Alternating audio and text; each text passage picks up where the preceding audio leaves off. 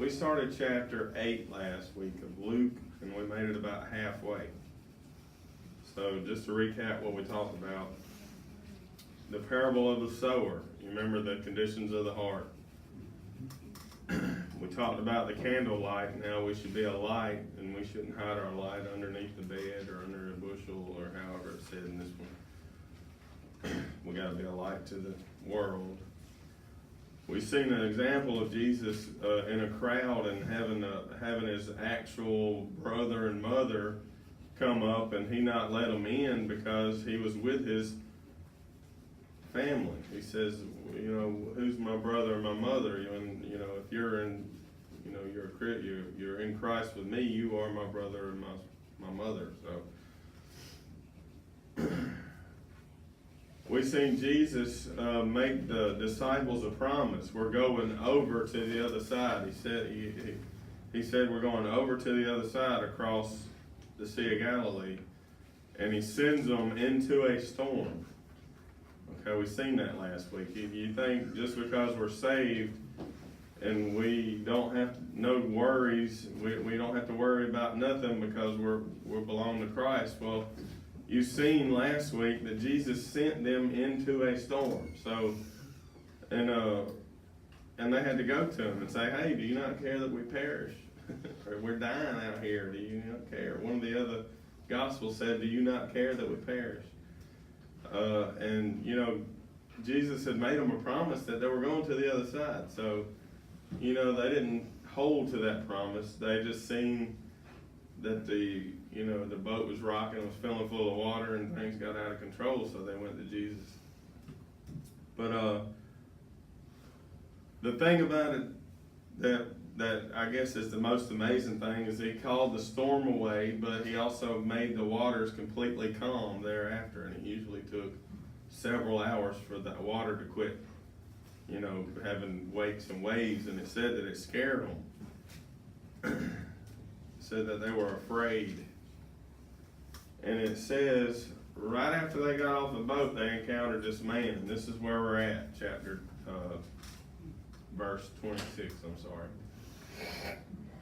And this is immediately as they're stepping off of the boat, okay? And they arrived at the country of Gadarenes, which is over against Galilee. And when he went forth to the land, there met him out of the city a certain man which had devils long time, and wore no clothes, neither abode in any house, but in tombs.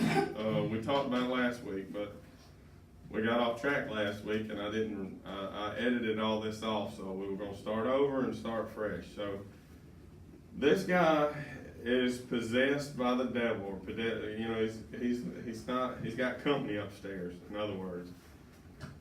And he's out here in the tombs, which means he's in a graveyard. So he's hanging out naked in a graveyard, and he's got company. So just to put all this together. In his head. In his head. Yeah, I like that too. I mean, if you've met anybody that's out of their mind, you know how it is to know that somebody has company up there. They ain't alone. It's kind of scary. And you'll see, just like today, they did it back then too, and I'll mention it when we get there. I think Mr. Robert got company up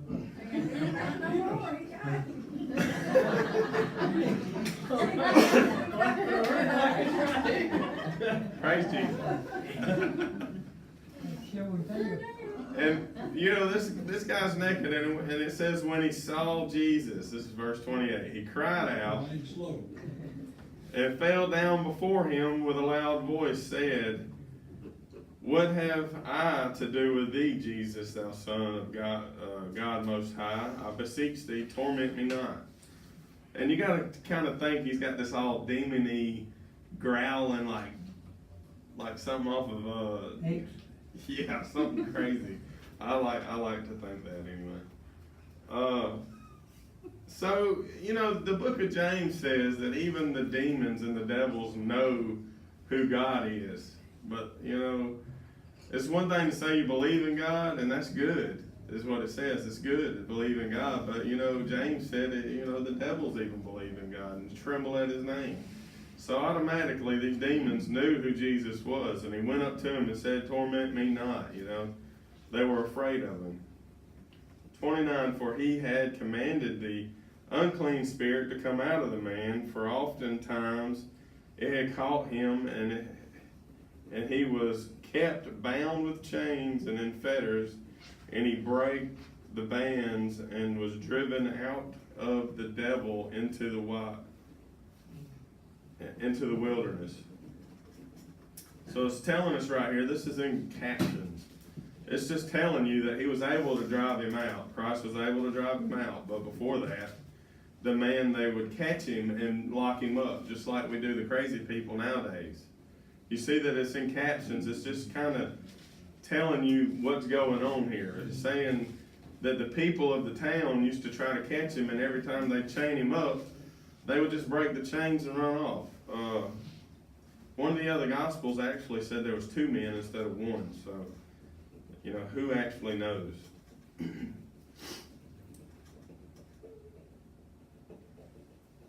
So this, the Spirit would drive him out into the darkness and, out into the tombs to be alone. And Jesus asked him, saying, "What is thy name?" And he said, "Legion," because many devils were entered into him. So the man, Jesus asked the man his name, and the devils responded.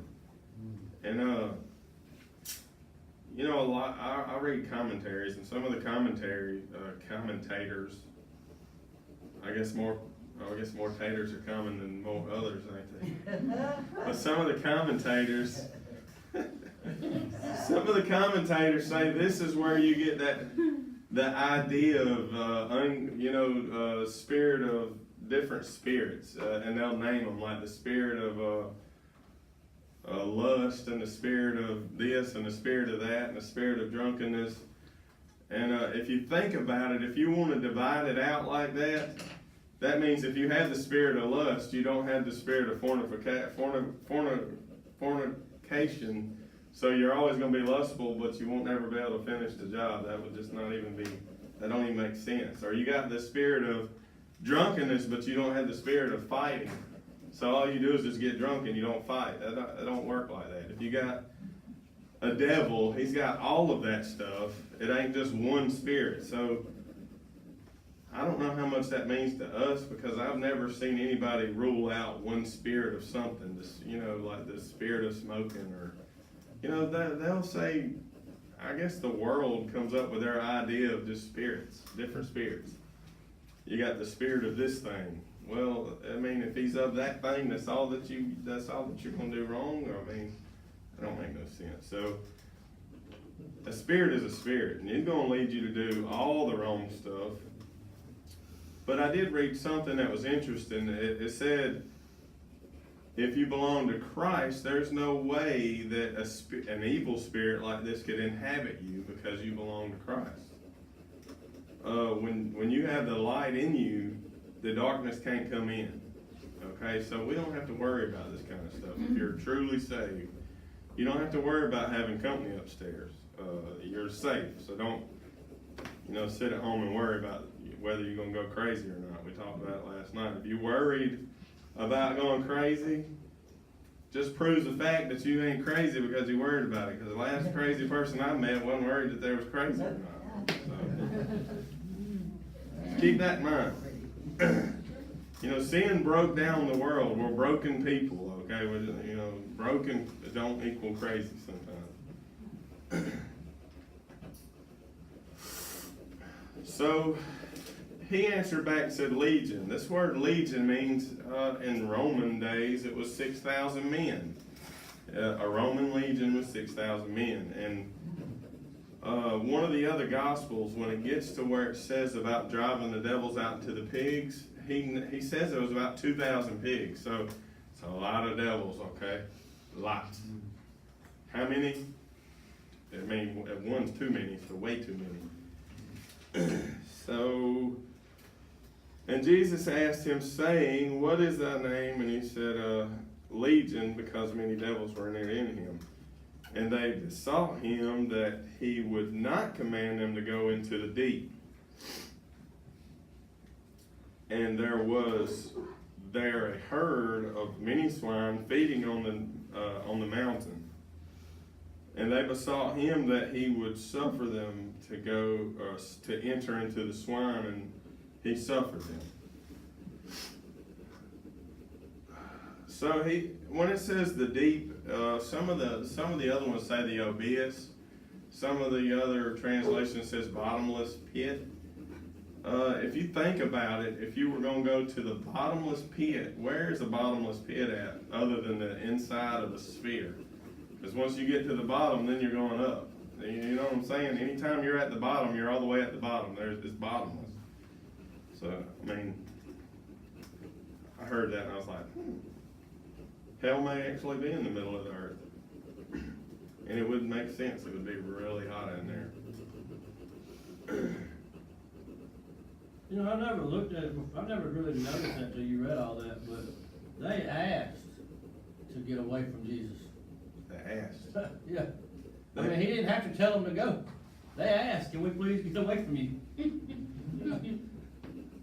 I ain't never noticed that until just now. You know, the demons, that's how powerful Jesus is, that we have Jesus, that power in us to get rid of the devils. They really don't want to be around Jesus. So if you fill your heart with Jesus, then that'd be asking to leave. That's why the Lord left us with, Jesus left us I never noticed that. to be, Yeah. to rebuke Satan in the name of Jesus Christ. If you don't say Jesus Christ, he hears us. That's what I told the What you gonna be able to do with them? That's what I told Yeah. him. I said, you're forgetting the most important thing. Jesus Christ, in the name of Jesus Christ. So in fear of going to hell, going to the deepest part, they want to be sent into a pig. So in this religion or in this background, the pigs are unclean, and where they're at in Galilee was known for people, Gentiles, and the pigs were probably raised up for food. And so Jesus kind of killing two birds with one stone here. You're getting rid of the unclean animals, and you're getting rid of the spirit. So we'll see how it goes. So there's a herd of many swine feeding on the mountain, and they besought him that he would suffer them into entering them. So I can imagine he's sitting here dripping wet from the storm, just got off the boat. Dude runs up to him, says all this, and there's a guy on the mountainside with all of his pigs. Maybe a staff. I don't know if they're in a pen or. Scratching his head after they run into the house. They're like, "Where's my pig?" So this guy says, "Hey, let me go into the pigs." And Jesus said, "Okay." He suffered him not. He let him go into the pigs. And we're at verse 33. Then went the devils out of the man and entered into the swine. And the herd ran violently down a steep place into the lake and were choked. They committed suicide. You see the herd? The man out there that owns these pigs. I did say this is the first time where you'll see a picture of where the swine flu. You know, the swine flu. I mean, nobody's ever heard of it. Well, it was right there in the Bible, the swine flu. Oh, wow. Or deviled ham. I mean, really? Oh, you're bad. Okay, so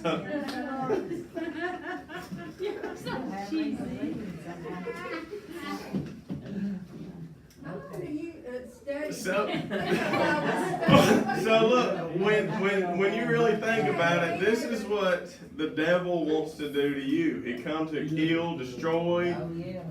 Well, we are made in the likeness of God. The devil can't control us the way he can a wild animal. So as soon as he gets into the wild animal, he wants to kill. So what does he do? He goes and kills a wild animal. I'm pretty sure the devils lived. They would just find, a different transportation. So that's what the devil came here to do. There's a flip coin to that, though. Maybe the pigs felt the unclean spirit in them and decided to, kill themselves. Who knows? But I mean, there's that too. So, the pigs are smart enough to get rid of the devils. or the devils just come to kill. I Well, if you mean, think however you about wanna it, look that's, what at does it. the devil come to do? He comes to steal, kill, and destroy. The commentators say both of those, so who knows? But it's something to think about, get your gears I going. mean, The pigs just didn't have a brain to be able to try to even attempt to stop what was going on. Yeah. Pigs, last time I checked, weren't that smart.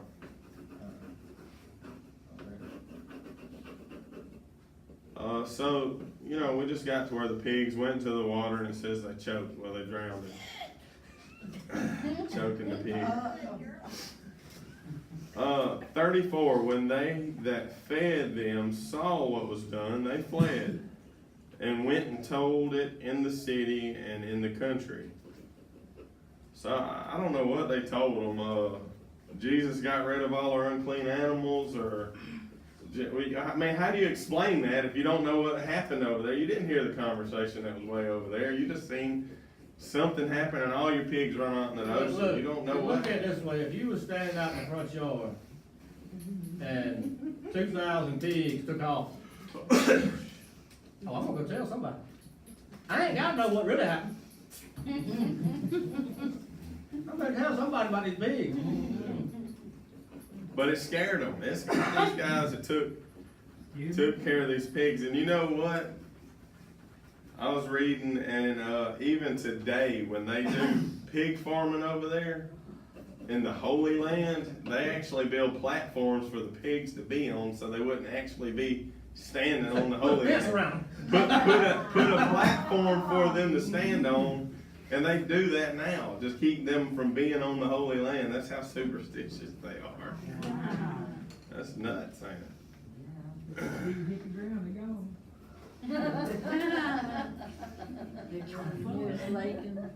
Okay, so we're at verse 36. They were, no, we're at 30. They were at 35. So they went and told everybody in the country what had happened.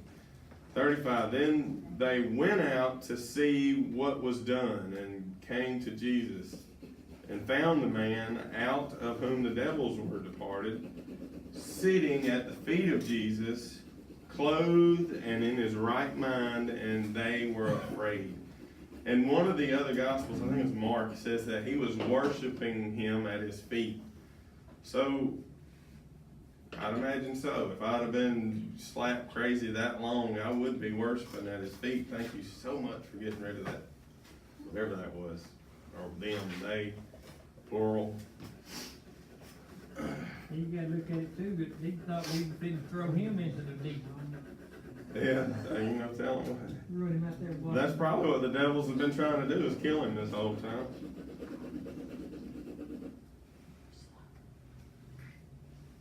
So the men come up, seeing the man dressed, sitting at his feet, in his right mind, and were afraid. 36, they also which saw it told them by what means he that was possessed of the devils was healed.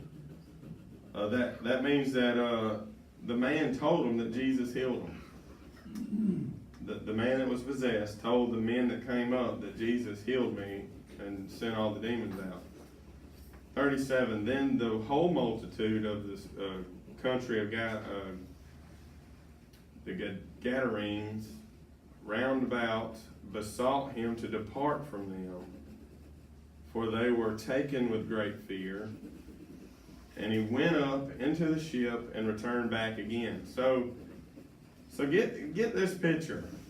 You've healed this man that and the other gospels say that they went around the area where he was at. They didn't have to bother with him. You know, after they couldn't do nothing with him and he was getting away with the chains, they went around him. They went the long way around so they didn't have to deal with old buddy. Jesus comes and heals him, and they want him to leave. Probably because they just killed 2,000 pigs, and that was a lot of money that he just drowned it. So, who knows? But Jesus just answered the prayers of the devil. He said, I pray thee that you don't send me to the deep, send me into the swine. Jesus answered that prayer. And Jesus is going to answer the prayer of them to, leave. Jesus leaves. He's answering that prayer. Now I want you to look at the next thing that happens. Now the man out of whom the devils were departed besought him, or prayed him that he might be with him. But Jesus sent him away, saying, Return to thine own house, and show how great things God hath done unto thee. And he went his way and published throughout the whole city how great things Jesus had done unto him. So you got Jesus answering the prayers of the demons and answering the prayers of these people that want Jesus to leave. But the guy that Jesus healed wants to be with Jesus, wants to be one of the disciples. And Jesus tells him to go home. You can't go with me. You need to go home to your family.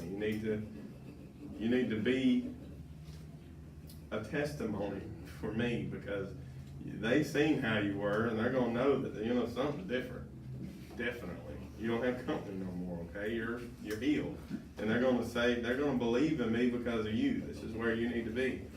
So you got to remember, God's plan sometimes ain't your plan. It ain't the way you want to do it. Ain't the way that He does it sometimes. So sometimes when your prayers don't get answered, there's usually a good reason for it. Romans 8:28. Go read it. So we're kind of shifting gears. I don't know how many days or weeks or how long it is between now and then, but we're going to go to verse 40. We're fixing to meet a guy named Jairus, however you say his name.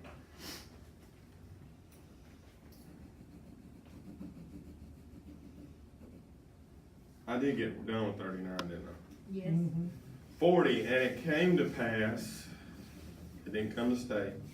Man, I love that. Every time I see it, I think about that. That when Jesus was returned to the people, gladly received him, for they were all waiting for him. Return back to where he healed the man No. that was crazy, or? I have no idea where he's at. It didn't Yeah. say. It just went back to where it was coming from. Okay.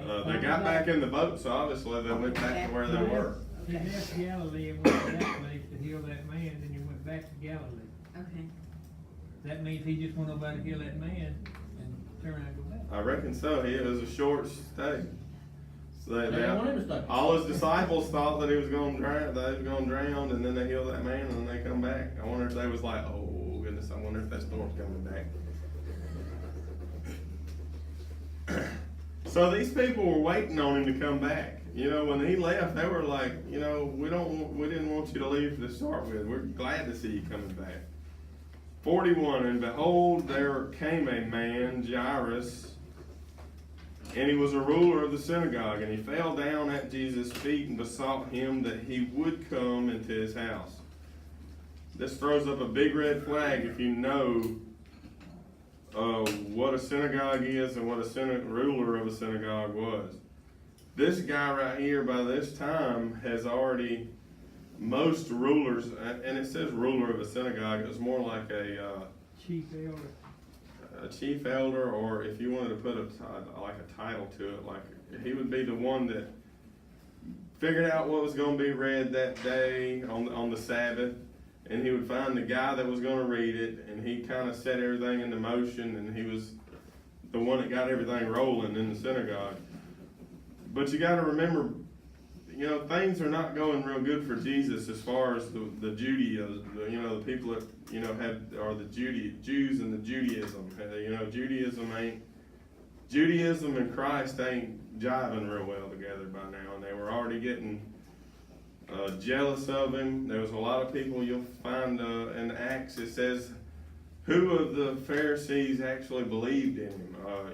It wasn't a good thing. So this is putting all the marbles out there for the old Jairus, because it wasn't going to look good to the other people in the synagogue that he's going to Jesus. Jesus was kind of frowned upon in the synagogues by this point.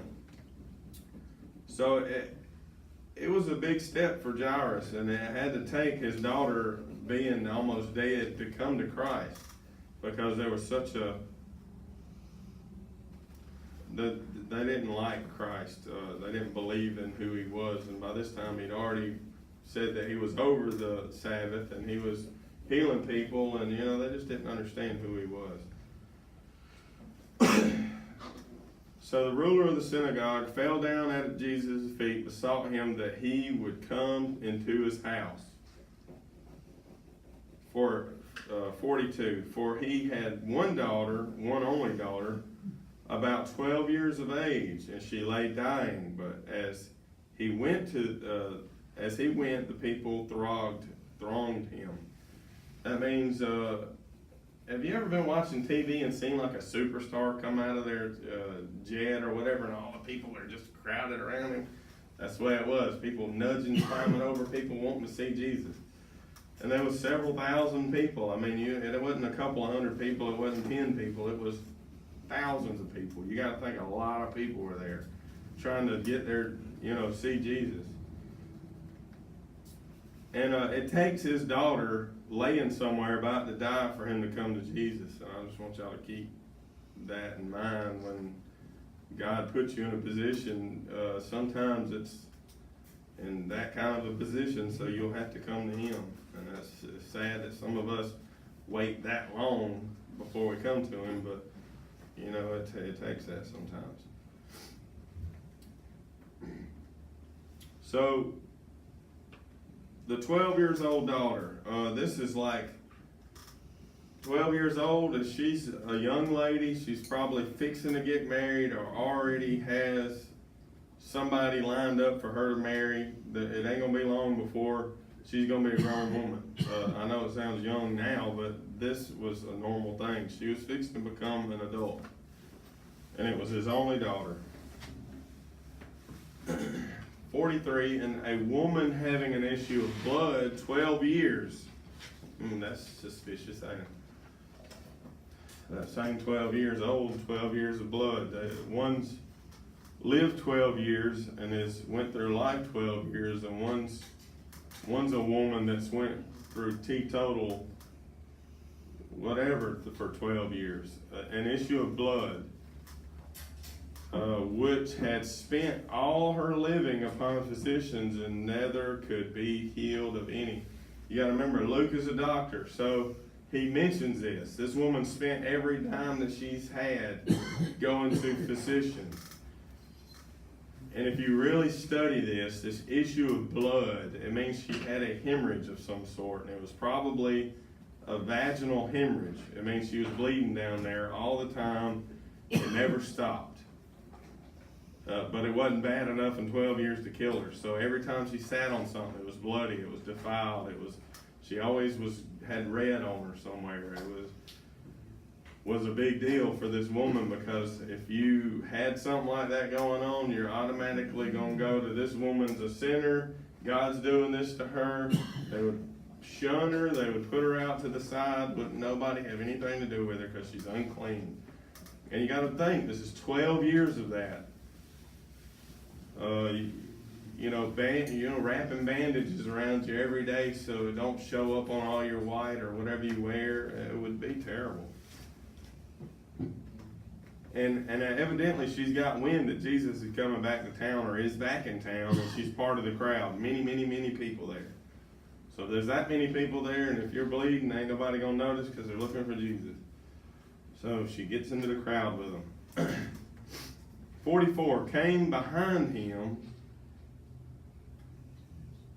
This is after she couldn't get healed by anybody. She came behind him and touched the border of his garment. And immediately her issue of blood stanched. That means it stopped. It wasn't no more issue no more after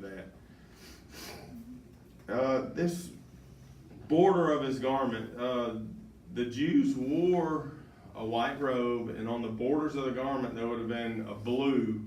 If you go back to the Old Testament, it would have told you about this blue hem and the way the stitching was, and it always meant that it would remind you of heaven. It would remind you of that you're going to heaven and you got heaven waiting on you. That blue is the reminder.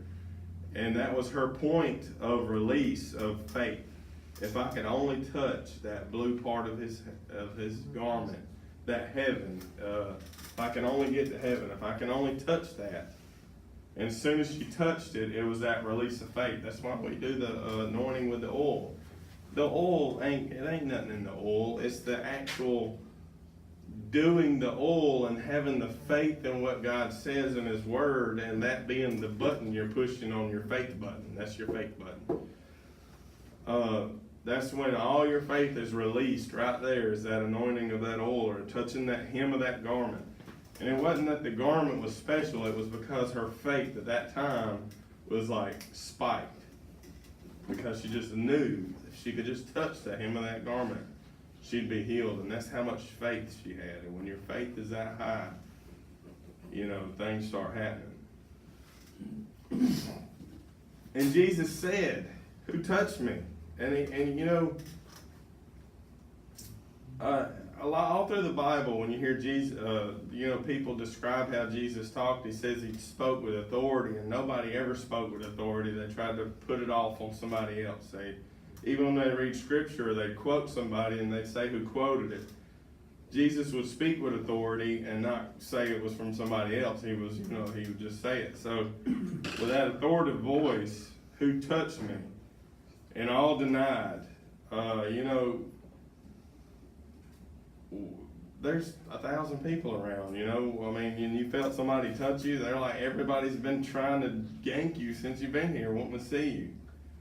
And we'll see that in just a second. And you say, "Who touched me?" Peter and they that were with him said, "Master, the multitude throng thee and press thee, and sayest thou, Who touched me?" You know, you're in a giant crowd and you're wondering who touched you. I mean, Who really? didn't touch you? Yeah, who ain't touched you? The whole crowd's touching you. And Jesus said, "Somebody had touched me, for I perceive that virtue is gone out of me." You know, he says, I mean, how do you explain that? It kind of explains itself. You know, something special just happened. I know somebody touched me, that something happened. I need to know who it is. That's what Jesus is saying. But, you know, God knows. Jesus knows who touched her, you know, touched him. Yeah.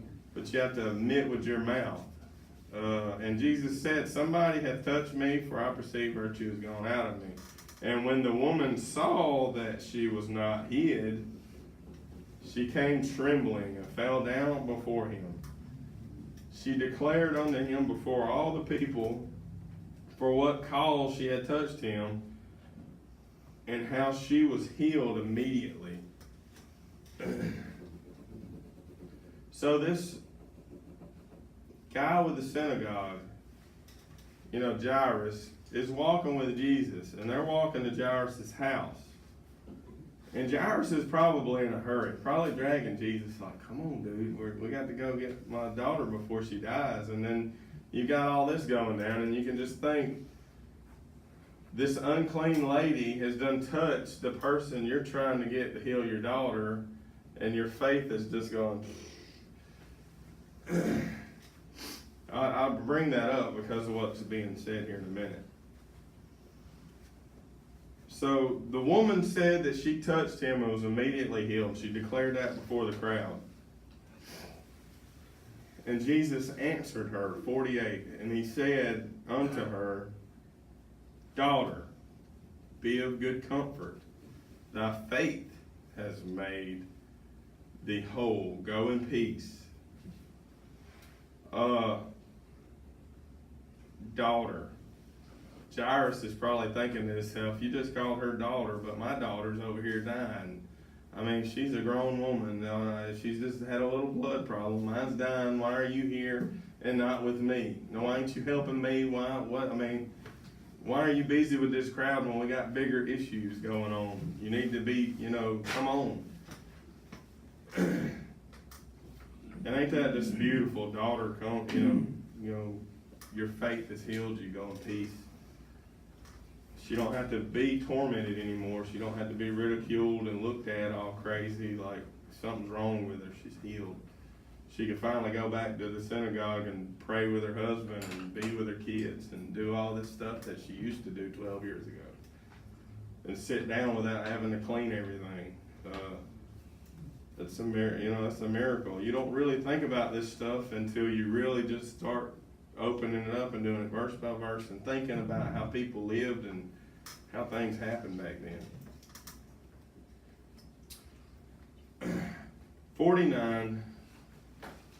While he yet spoke, there cometh one from the ruler of the synagogue's house, saying to him, thy daughter is dead. Trouble not the master. Do y'all understand what that says? One of Jairus' people from his house come to Jairus. They come probably running into the crowd. Jairus, don't even worry about bringing the teacher, because your daughter's dead. Don't worry. I know we can heal sick people, but she's dead. It's too late. There ain't no help for her now. She's gone.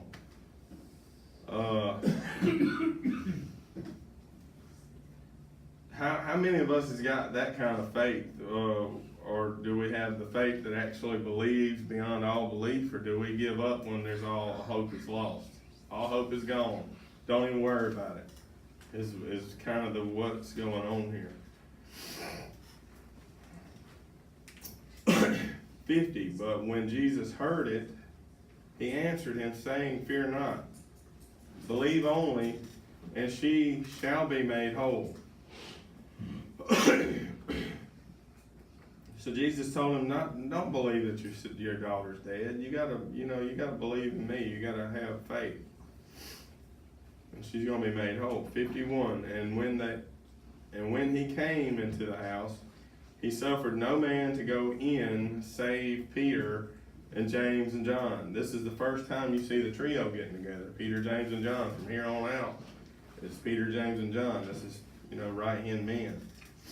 And the father and the mother of the maiden. So you got everybody thronging Jesus. They finally make it to Jairus' house. He tells nobody, nobody in this room with us except for the girl that's done died's mom and dad, and Peter, James, and John. And all wept and bewailed her, but he said, weep not, she is not dead, but sleepeth. Even Peter, James, and John was weeping at this time, To see a child laying down somewhere dead is, that's probably pretty heart-wrenching, and you'd be crying about it. But you see this, she is not dead, but sleepeth. That word sleep is really used a whole lot, talking about death. You remember in John, Jesus was going with where Lazarus was, and he said to his disciples, okay, we got to go because, Lazarus is sleeping. And one of the disciples said, if he's asleep, somebody's just going to wake him up when we get there, right? And he's like, had to break it down for him, Lazarus is dead, we need to go. And there's a couple of other examples that I can't remember. In other words, she's dead. And this is a doctor, so I'm pretty sure he knows what dead is. So she's dead. But Jesus said he sleeps. She sleeps. This is also where the crazy people get soul sleep from. And that's not biblical.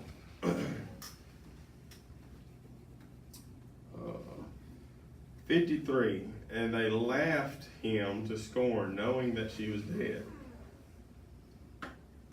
So he said, she's not dead, she's just sleeping. And they started laughing. They went from crying to laughing. That's only Peter, James, and John and the mom and dad right there, and they're laughing. She's dead. I see it. She's not sleeping. She's starting to get stiff. I see it. And this is the key right here. And he put them all out and took her by the hand and called, saying, Maid, arise. If you're being ridiculed, you're being laughed at, you're being, people giving you a hard time, what do? You put them out of your life. He put them out. He put them out. And he said, young maid, arise. 55, and her spirit came again, and she arose straightway, and he commanded to give her meat. So, that's logical. You've been dead, you're probably hungry. She's awake now, feed her. I don't know what it is about Jesus, but the man loves to eat. He loves to feed people and he loves to eat. I guess he was one of the first people that figured out that the way to your heart's through your stomach. He must have been back then. Had to have been. But, I brought her back to life, you need to feed her now, cause this is what got her in trouble to start with, I guess, I don't know, you malnourished her, who knows? And her parents were astonished, but he charged them that they should tell no man what was done. So how do you like that? Jesus comes and heals your dead daughter, brings her back to life, and then tells you can't tell nobody. Why did he tell them that? Cause he didn't want them going out talking about it, and they come to him for healing instead of salvation. Yep. He didn't want the bad press. He didn't want people thronging him, however that word is. He didn't want all of these people coming for the wrong reasons, and they do anyway.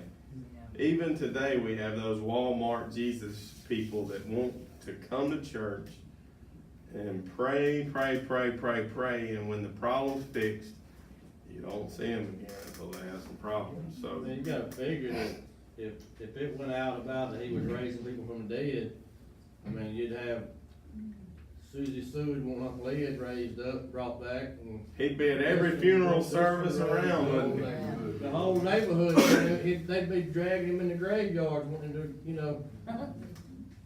raise this one up, raise this one up, raise this one up. My notes comment about the fact that they didn't get to hear about it firsthand because they didn't have faith that he could do it. But the parents wanted him there because they knew he could do it. They had the faith. So all those other people that would want all that beforehand, they didn't have the faith that he could do it, so why should he? Yeah, it was a big step for old Jairus, cause he was a ruler of the synagogue. He would have been anti-Jesus by now. He wouldn't have been for him, he would have been against him.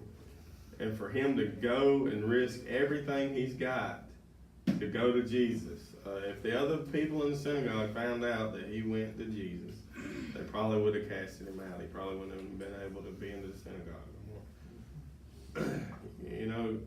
And that's even today. You got people look at you crazy when you start talking about God. A lot of people do. And a lot of people you end up talking to somebody for, an hour. You wouldn't even know they were Christian, but you mentioned something and then y'all get into a big Bible, a Bible study with them. That's happened to me a few times. So, what should we get out of this? Because we're not going to chapter 9. What should we take out of this? To have faith in Christ, to know that His ways ain't our ways. Don't laugh at Him. You get put out of the room. Don't let people in your pigs, swine flu. We learned all about the swine flu, didn't we?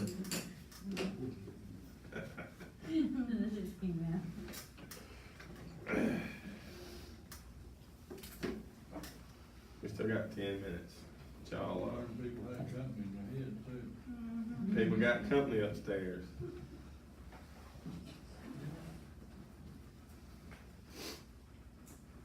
Well, I got out of the one where the woman, touched his robe or whatever. Like she had her faith already. She had her mind set already that Jesus could heal her. And so she knew that all she had to do was just get a little bit closer to him, and that he would just he would be there. And, and then that was just, it's all about faith, like you said, And the fact that he knew she touched him. Yeah. Even though there's no way he would have felt that, but Yeah. him being who he is, knows when we need him. Yeah, that's a good point. How can you feel somebody touch the edge of your clothes? Yeah. You never feel I mean, that. not when you're in the middle of a crowd where people are bumping up against you all the time, and then, Wanting the fleshly, But here's the thing, is you gotta- wanting things solved for them, without the, Instead of healed, solved. you had a crowd of people that was just wanting to see a magic act go on, and then you had one person that actually had faith. And when that one faithful person touched him, he said, that's a different touch than the rest of them. That's different. Yeah. yeah, yeah. cause our healing had to come through him. I mean, And then felt she, the and then release. she realized that she wasn't hidden anymore, so she went ahead and came out about it, and that's what we need to do too. You know, Yeah. we have enough faith to be healed, we need to tell people about it, and we stand up to, you know, the crowd and say, hey, it is me, you know, he saved me, you know? I read this thing that says you have the hardest time talking to somebody about Jesus, but you know, the first thing you need to share with somebody is your testimony. What Jesus did for you is the most convincing thing that you could tell them because you lived it firsthand. Yeah, in the crowd, you were in the middle of the crowd and you said, you know, that was me that touched you. And you know what, by the way, when I touched you, it healed me. Yeah, I mean, think about it, I mean, that took courage for her to actually Yeah. admit, hey, it was me, I'm the one that done it, because I need healing. Well, if you go back to verse 46, where Jesus says, somebody has touched me, for I perceive the virtue has gone out of me. How many times have you went up there and prayed for somebody and you just felt that feeling? Just leave your Oh, body? we've anointed people and felt my hair stand up on end.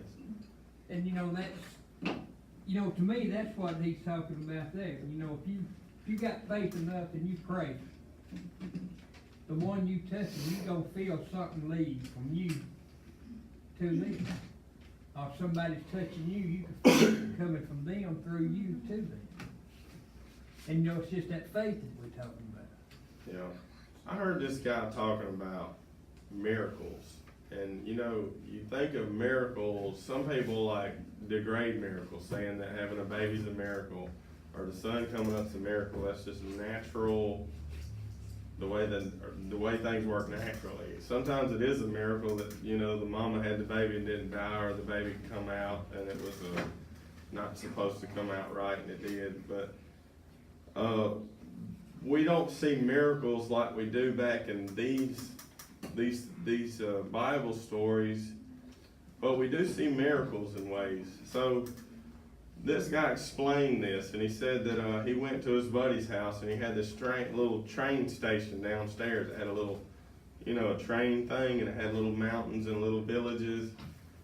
And he said the guy took him downstairs and showed him his little man cave thing with all the trains, and you know, said, watch this. And he made everything come on. He done this, and this one guy is pushing all these buttons, and then if something happens, he stood it back up, and you know, this guy put all this stuff together and created it, and he said it dawned on him, you know, God's kind of like that. He sees what's going on down here. He created it, and it's got this natural way of doing things, but he can intercede like that because he's standing above it in creation. Like, when something happens, he just reaches down and fixes it.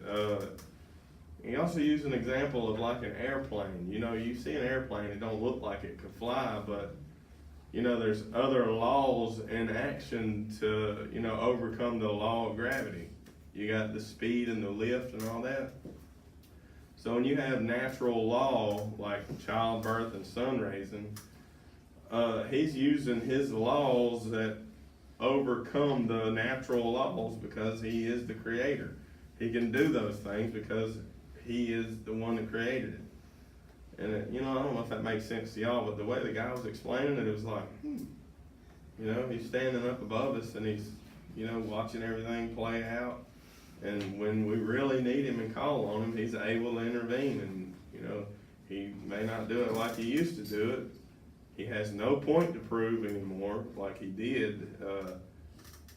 Just about every time Jesus healed somebody, he was trying to prove a point that he had authority and that he was able to do things that were supernatural, that he could stand out of that realm of human law and do special things so you would believe in him. And we have all of those things documented. And, you know, even Luke says at the very first of there, I've taken eyewitnesses and I've completed a story. And, you know, you got Luke and then you got Acts, which is Luke part 2. And I've, you know, interviewed all these people. You know, this is hand-written first. You know, this came from people that saw it with their own 2 eyes. It wasn't just made up. So you've got all that documented, and if you believe in the beginning God, for surely you don't have any problem believing that he was able to, raise up a girl from the dead. Because he's got the power to overpower natural law, I guess is what I'm getting at. Well, that's why he waited for Lazarus to go ahead and be, all the way, deep sleep, dead.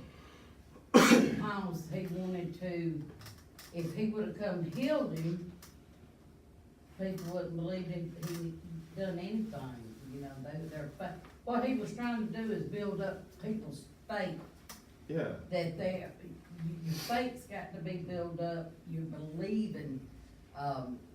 Miracles start by believing, by your Mhm. faith.